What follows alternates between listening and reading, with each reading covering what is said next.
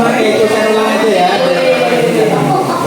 Teman-teman, terima kasih, mohon bantuannya untuk hari ini karena untuk memenuhi tugas OJL ya, on the job learning, saya harus melakukan diseminasi implementasi 7 jurus BK hebat. Bismillahirrahmanirrahim. Assalamualaikum warahmatullahi wabarakatuh.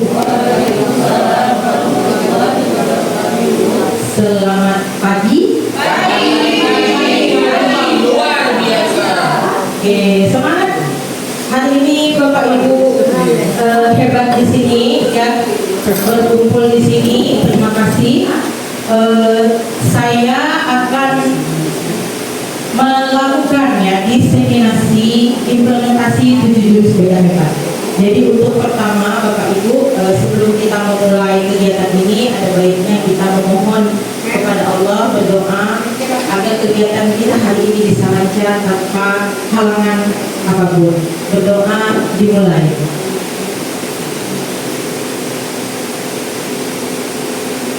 Selesai. Ya. Kita mulai dari mana? Kita mulai dari, mungkin teman-teman bertanya apa itu 7 jurus BK hebat gitu ya.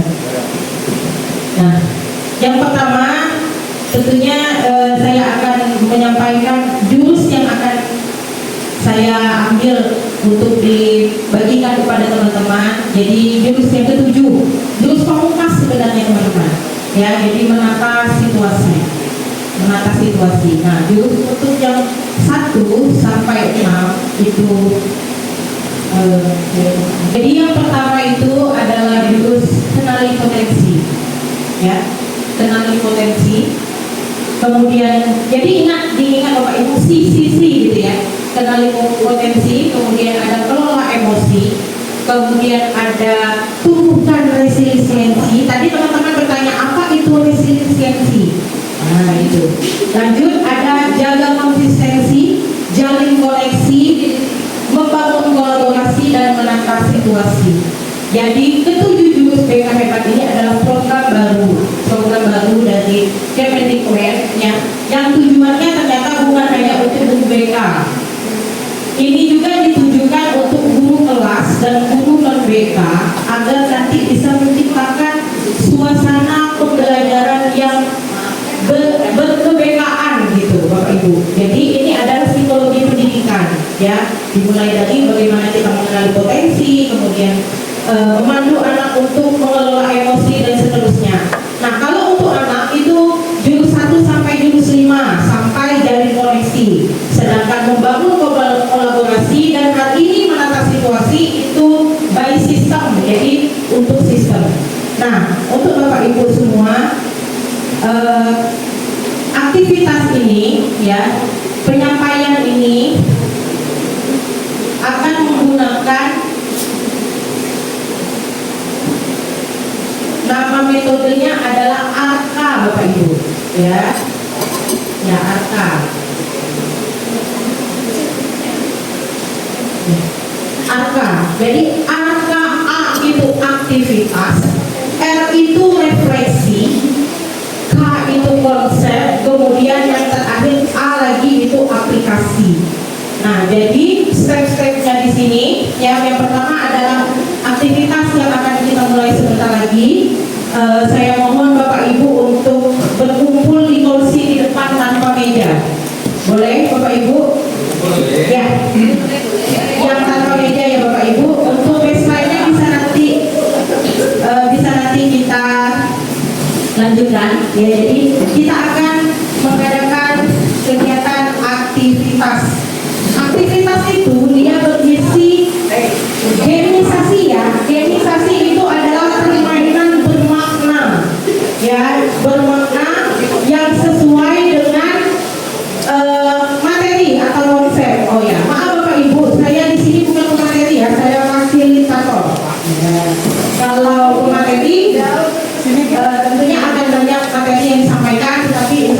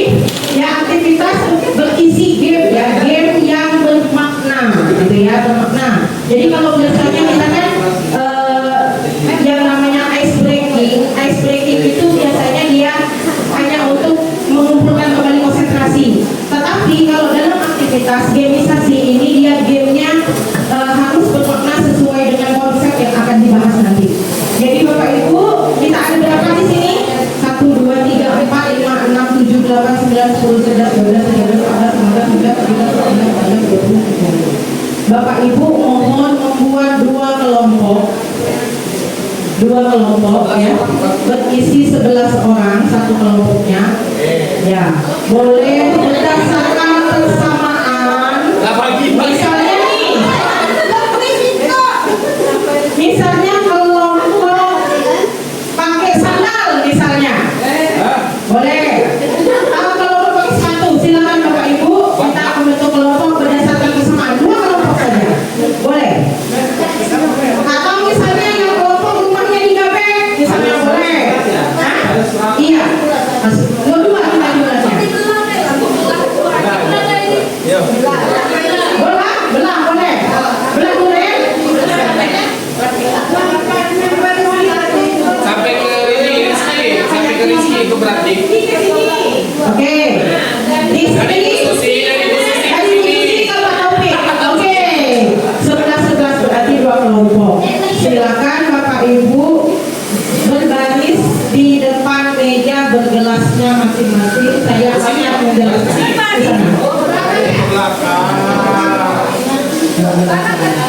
Ya, ketuanya silakan.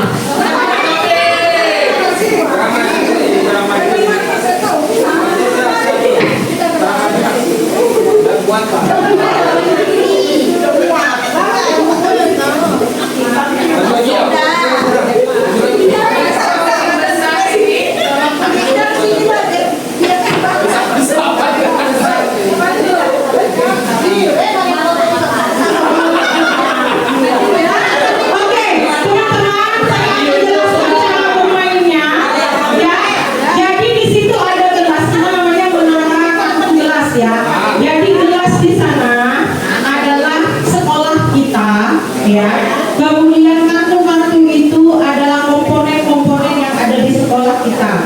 Saya minta Bapak Ibu maju satu-satu kemudian membentuk. Ya, Bu Rizky, video sini Bu Rizky. Membentuk menara, ya, satu orang maju, taruh, iya, tumpuk boleh menaranya berbentuk apapun boleh. Oke, satu orang gitu ya, jadi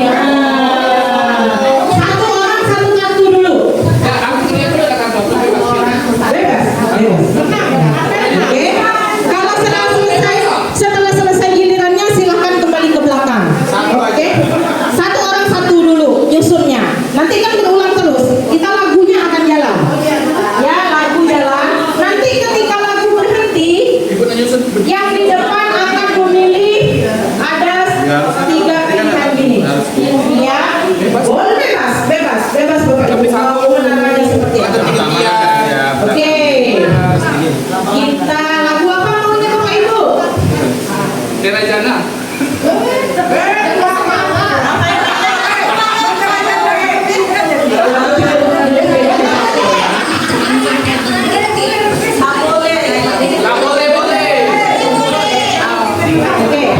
silakan dibahas. 1, 2, 3. Ya, setelah selesai ke belakang. Boleh. Ini dibagi lu.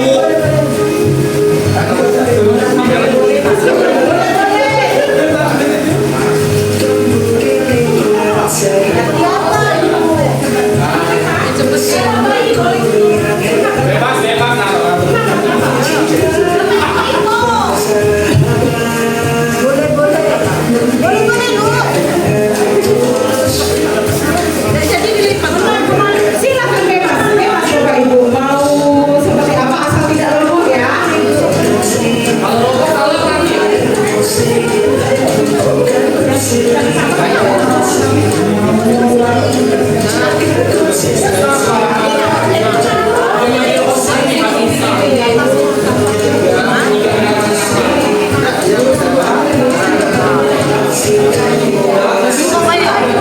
Boleh, satu orang satu. Iya.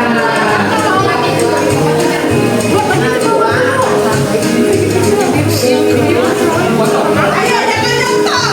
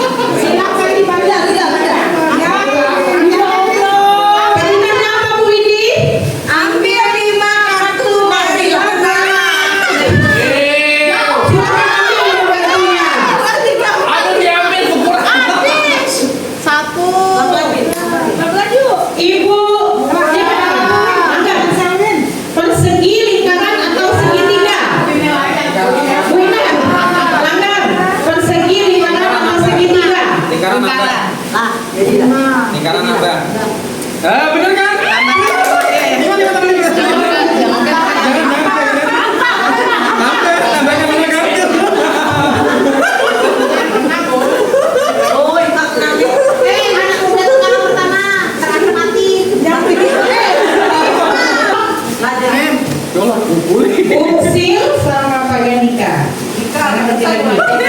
Pak Yanika, pilih persegi atau segitiga? Segitiga. Silakan saja. Segitiga sempurna. Geser gelas menara sekitar 3 cm. Hah? Kok sama ikut geser? Ke kanan ke kiri bebas. Boleh. 3 cm. 3 cm. 3 cm semana sih? Sampai mana? Usil, pilih pemilihan atau apel? Sudah katanya sebelah sudah ngomong. Ya, kita selesaikan aktivitasnya dulu.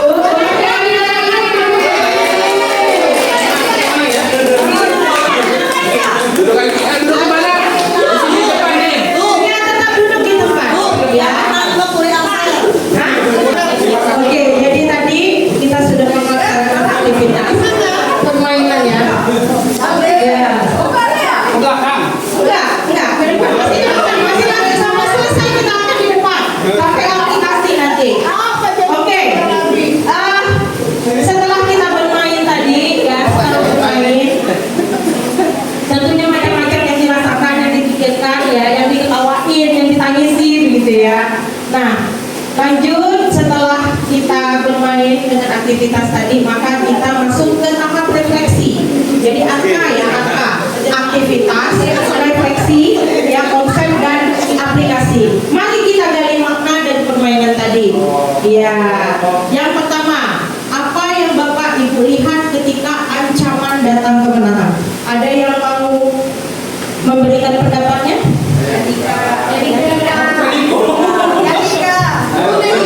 Ya, silakan Bu Media. Ya, ancaman untuk saya ketika datang ke menara untuk memasang atau meletakkan kartu di atas menara yang sudah dibuat oleh teman-teman adalah saya takut bersalah ketika saya meletakkan itu menaranya jatuh sehingga saya disalahkan oleh teman-teman. Itu udah. Iya, terima kasih Bu Media. Bu Media takut ternyata. Takut di mana teman-teman gitu ya. Kalau menaranya roboh. Oke, ada yang lain? Merobohkan diri. Ya, Pak Yanika sudah roboh tadi Pak Yanika. Silakan Pak Yanika berpendapat seperti apa? Apa ya? Tadi ketika cepat datang, yang pertama itu bingung, kemudian ada rasa takut. Maka tadi kan agak apa namanya itu berhati-hati ketika pegang gelas. Ya. Mungkin itu sih yang dirasakan Ya. takut. Kemudian juga ada seperti ada sesuatu di belakang kita tatapan yang wah. Ya, paling itu sih yang dirasakan. Jadi ancaman tadi salah satunya suruh geser gelas ya. Ini kayak waduh. Nah, lanjut yang kedua. Apa yang Bapak Ibu rasakan ketika kapasitas datang menolong menara kartu? Ya, maksudnya hal yang bisa menolong menara itu tadi. Contohnya menambah kartu misalnya. Apa yang Ibu rasakan? Ada yang mau berpendapat Bapak Ibu? Oke, mantap. Kalau menurut saya sih ada kepuasan sendiri bisa meningkatkan susunan kartu tertentu. Ya, ada kepuasan tersendiri. Ibu Rizky mau berpendapat? Boleh? Lagi yang lain? Yang lain yang mau berpendapat? Nomor 2. Bu Sri. Tuh. Ketika ada yang datang menolong menara kartu itu, maksudnya biar tidak roboh gitu kan? Tadi kan atau misalnya dapat sesuatu yang menguntungkan gitu, kapasitas itu gitu. Mungkin saya jawab sedikit mungkin ya. Jangan mungkin. Ibarat pohon, kalau akarnya cuma tumbuh satu ke bawah itu kurang kuat. Nah, kalau dia menyebar dan kiri kanan ada sebagai akar penguat batangnya, nanti penguat apa namanya tadi, bangunan kita. Jadi fondasinya bertambah. Tadi kalau fondasinya cuma satu, jadi dengan bergeser tadi berarti fondasinya lebih kuat. Kira-kira begitu. Oke, terima kasih. Ya, terima kasih Bu. Kemudian yang ketiga, Ibu mau jawab yang kedua? Tambah dikit Pak. Iya boleh Bu Elvina. Pokoknya suatu bangunan itu saling ketergantungan. Artinya nggak bisa sendiri walaupun sekuat apapun itu. Terima kasih. Terima kasih Bu Elvita. Terima kasih. Ya. Ya. Nomor 2. Ya. Untuk nomor 2 tadi, setelah ada datang menolong menara kartu, timbul lagi semangat baru, seperti itu. Mungkin tadi itu sudah merasa, wah ini gagal gitu kan, tapi setelah ada rasa penolong, oh ini bisa berhasil kembali di contohnya. Oke, terima kasih. Terima kasih Bu Elia. Lanjut nomor 3. Ternyata jawaban teman-teman berbeda-beda ya, tetapi sudah mengerucut ke satu hal, yaitu sistem nanti. Oke. Yang ketiga, apa hambatan Bapak Ibu dalam aktivitas menara gelas tadi? Hambatannya.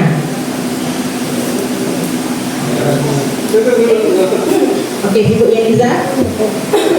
Menurut saya hambatannya karena kita pola pikirnya berbeda-beda, sehingga ide setiap guru itu pastinya berbeda. Maunya segitiga, maunya bentuk L gitu. Ada yang bentuknya persegi panjang. Jadi hambatannya ya karena pola pikirnya berbeda-beda gitu. Terima kasih. Ada lagi yang mau menambahkan tentang hambatan? Hambatan? Pak Seto? Baik, terima kasih. Yang pasti tadi pada waktu awal instruksi memang kita semua belum memahami atau menyatukan satu tujuan, itu yang paling penting. Karena tadi kita juga kurang komunikasi. Ketika sudah ada komunikasi, nanti mungkin kita bisa menyusun rencana sehingga gedung yang terbangun nanti saling keterkaitan. Jadi si A tugasnya di sini, si B di sini, di sini, sehingga nanti membentuk suatu bangunan yang tinggi dan kokoh seperti itu. Terima kasih. Siap. Ya, ya Bapak Ibu. Jadi itu tadi refleksi dari kegiatan kita. Nah, ternyata jawaban teman-teman semua itu sudah mengerucut ke konsep yang akan kita bahas hari ini tentang menata situasi. Jadi oke, kita masuk ke konsep ya Bapak Ibu. Apa itu menata situasi?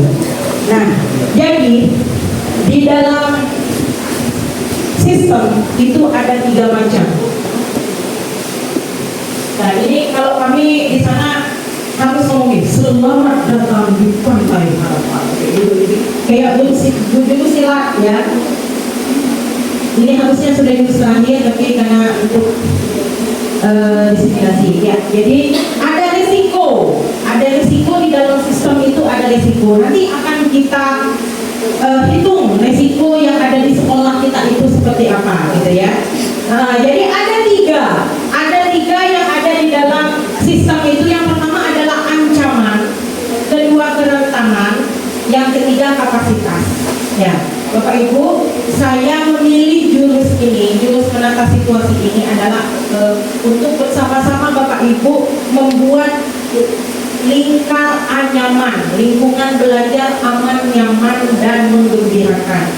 Jadi bagaimana sistem itu berperan untuk tentunya ya sekali lagi adalah tujuan kita adalah murid, ya murid berada di lingkungan belajar yang bebas ancaman, bebas kerentanan, dan memiliki kapasitas yang baik. Nah, jadi ada 3 di dalam sistem itu. Ada ancaman, ada kerentanan, dan ada kapasitas. Nah, ancaman itu adalah sesuatu yang berasal dari luar, berasal dari luar eksternal dan tidak bisa dikendalikan atau tidak bisa dikendalikan.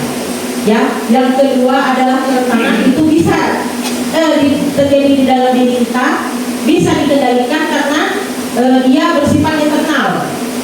Apa sebabnya? Sebabnya kurangnya wawasan, kesadaran, keterampilan, titik lemah yang perlu perbaikan. Kapasitas apa saja? Kapasitas itu tentunya sesuatu yang mendukung berkurangnya kerentanan dan ancaman yang terjadi di dalam suatu sistem. Nah, ini aspek-aspek aman, nyaman, menggembirakan. Aman itu aman dari kekerasan, di ranah online, aman dari bencana. Nyaman relasi sosial, nyaman lingkungan, nyaman sapras. Gembira belajar, minat bakat, dan bermain. Ini tidak sama juga.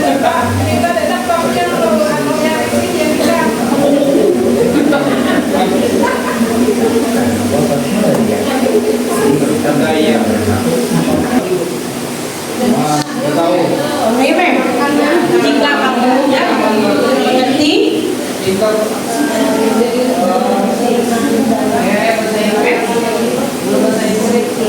Buat video.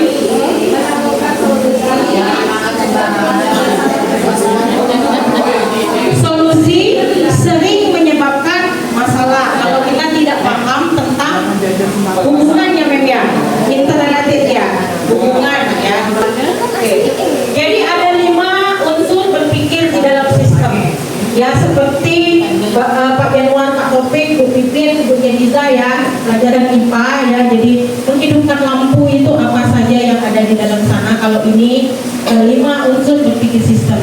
Ada resources yaitu sumber daya, bahkan kapasitas kemampuan. Kemudian ada rules, ini peranan ya, peranan atau fungsi, relation hubungan, kerjasama, koordinasi, komunikasi, rules aturan, hasil atau dampaknya result seperti apa. Nah ini contohnya, contoh nanti kita akan membuat ini Bapak Ibu, analisis 5R. Nanti kita akan mengidentifikasi ancaman apa yang ada di sekolah kita, kerentanan apa yang ada, kemudian kapasitas apa yang kita punya, gitu ya. Nah, jadi ini new sistemnya, semua ekskul diberi kapasitas dan peran untuk jadi up standard. Up standard itu tidak hanya penonton, tetapi dia kayak apa ya? Misalnya ada terjadi bully, dia adalah orang yang pertama yang akan mencegah itu ya, atau melaporkan dan segala macamnya.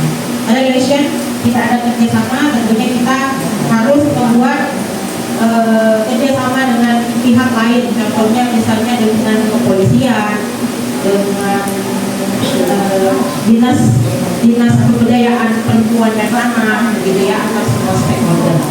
Selanjutnya, setelah sedikit tentang konsep ini, saya akan meminta Bapak Ibu kembali membuat kelompok, ya, membuat kelompok terdiri dari 3 kelompok Bapak Ibu. Silakan Bapak Ibu membuat kelompok terdiri dari 3 kelompok untuk mengerjakan analisis risiko, ya.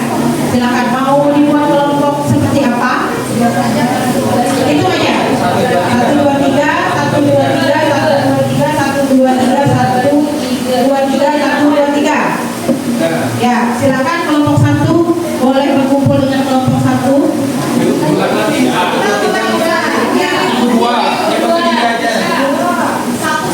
Identifikasi ancaman, ya, dan kapasitas yang sekolah kita punya. Ya.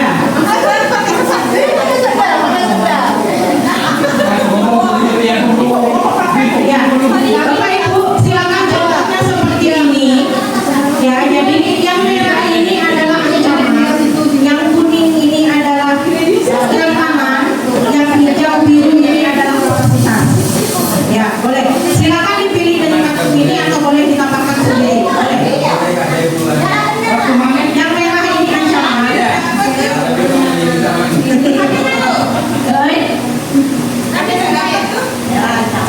Ya, coba yang ini kelompok 1 ancaman dulu, kelompok 2 kerentanan, kerentanan, yang ketiga kapasitas. Ya, Bapak Ibu di sana di kartu itu ada contoh-contoh ancaman ya. Nah, boleh dipilih yang sesuai dengan sekolah kita atau boleh menambahkan hal yang lain yang sesuai dengan sekolah kita. Ini kerentanan, kelompok yang pegang kartu kerentanan.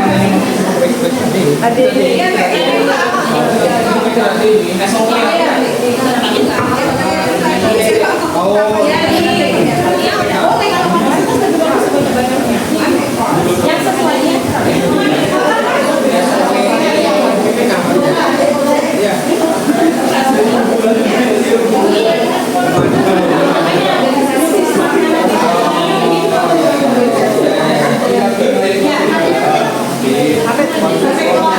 Boleh, kalau ini ya, kalau mau mengurangi resiko, ancaman dan kerentanan itu sedikit, kapasitasnya besar. Ya.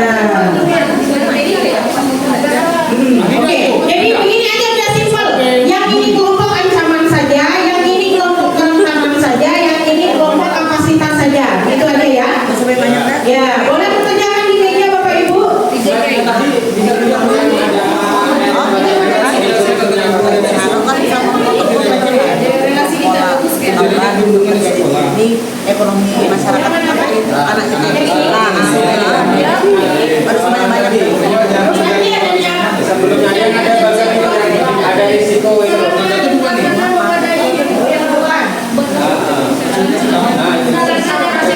Kapasitas itu harus ada kebijakan. Di aplikasi yang dua itu ada Pak contohnya Pak? Di sini ada, di sini. Bisa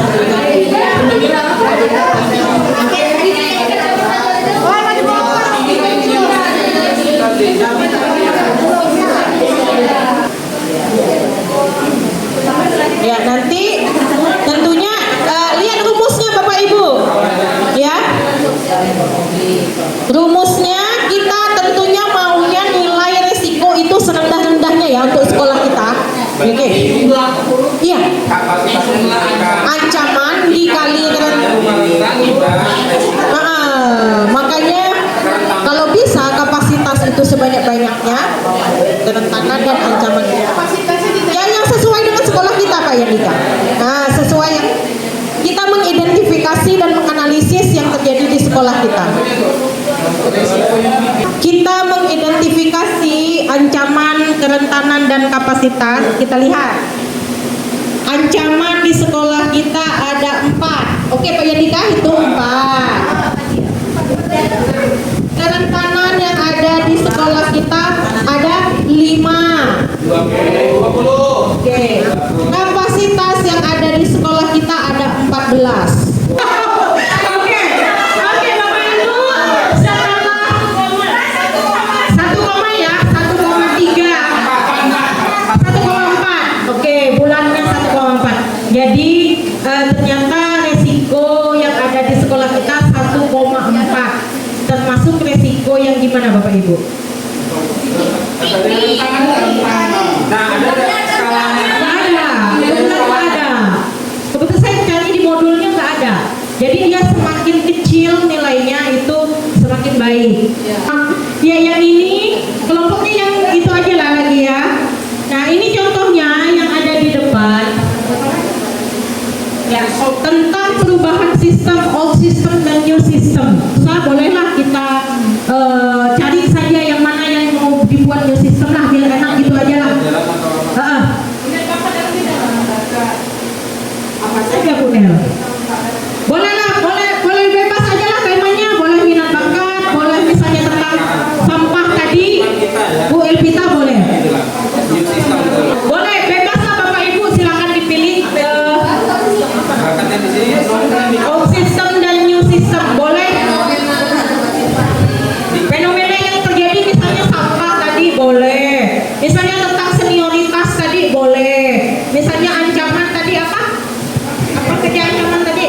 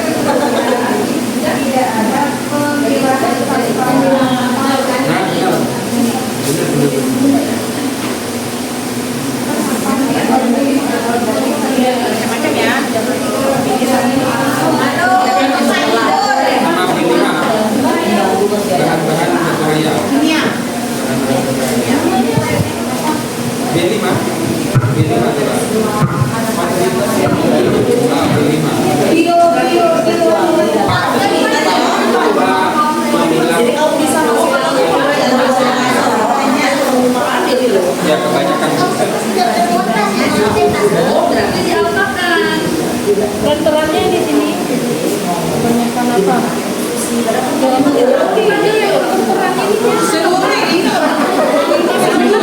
Ada ini, ada universitas yang Mendirikan waktu gitu loh, giliran kita contohnya sekolah. Setelah habis sekolah kan ini sesi. Bisa ya Bu, silakan sampai sore ya malam silakan.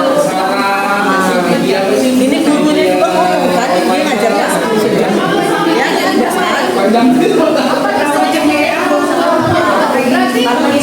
Kapasitas sampah pada satu kalau mungkin kan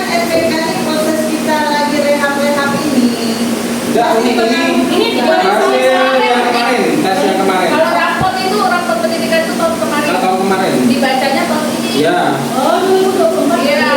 Kayak ini dapat nih. Tahun ini 2025. 2024 dibaca 2025. Ya, Nah, yang merah tadi itu yang itu tahun 2025 ya? Iya, ini 2025 yang terbaru. ya, tidak jelas lagi siapa. Langsung muncul ya kayak Iya, tadi saya agak kaget. Komunikasi. Jauh banget turunnya untuk toleransi agama dan budaya. Ada apa gitu kan? Jadi bertanya-tanya gitu, kenapa gitu? Ada apa? Iya, Bunda, jauh sekali Bunda. Patut jadi perhatian juga. Jadi yang 2024. kurang rapat di sana. Kurang rapat kita. Rapat. Ini bisa diakses di mana Pak Januar? Di Rapor Pendidikan pakai Belajar ID. Bapak Ibu, kalau sudah selesai, kita kembali duduk ya. Terima kasih Bapak Ibu duduk. Saya mau penutupan, jangan dibuka saja. Tapi 7 jurus ini saya wajib mengimplementasinya sebenarnya semuanya. Cuman kalau misalnya harus semuanya dalam satu waktu itu bisa 1 minggu baru selesai. Sedangkan kami yang 4 hari saja ternyata terburu-buru sekali gitu ya. Nah jadi saya mau menutup kegiatan hari ini Bapak Ibu. Terima kasih kepada teman-teman semua sudah bersama-sama saya gitu ya beraktivitas, kemudian kita berefleksi, kemudian kita melihat konsepnya seperti apa, kemudian mengaplikasikannya seperti apa. Mudah-mudahan apa yang kita dapatkan hari ini bermanfaat gitu ya, dan masukan juga untuk Pak Wakakun nanti untuk disampaikan kepada pihak yang berwenang dan berwajib gitu ya, seperti Bapak, kemudian ada Bu Bendahara juga dan segala macam gitu ya. Walaupun sebenarnya semuanya harus hadir di sini, tapi teman-teman di sini sudah mewakili.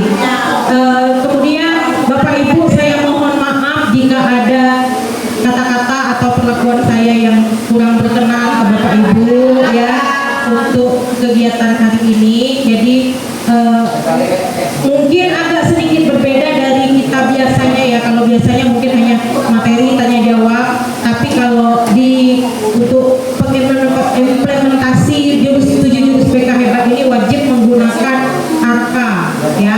Sekali lagi, aktivitas, kemudian refleksi, kemudian konsep, kemudian aplikasi. Jadi pakai ARKA itu bisa juga Bapak Ibu laksanakan di kelas gitu ya, biar anak-anak lebih masuk lah ya. Anak-anak misalnya diajak bermain dulu, kemudian kita berefleksi, kemudian baru kita masuk ke konsepnya. Jadi lebih menyenangkan dan menggembirakan gitu. Akhir kata saya ucapkan terima kasih. Sudah jam makan siang, kalau masih ada makan siang di depan, mari kita makan bersama-sama gitu ya. Hah? Ya. Terima kasih kehadirannya Bapak Ibu. Ya, karena tidak sempat joget hari ini, mohon maaf ya, padahal sudah saya siap jogetnya. Gitu ya. Mau joget? Ya, saya tutup dulu ya. Assalamualaikum warahmatullahi wabarakatuh.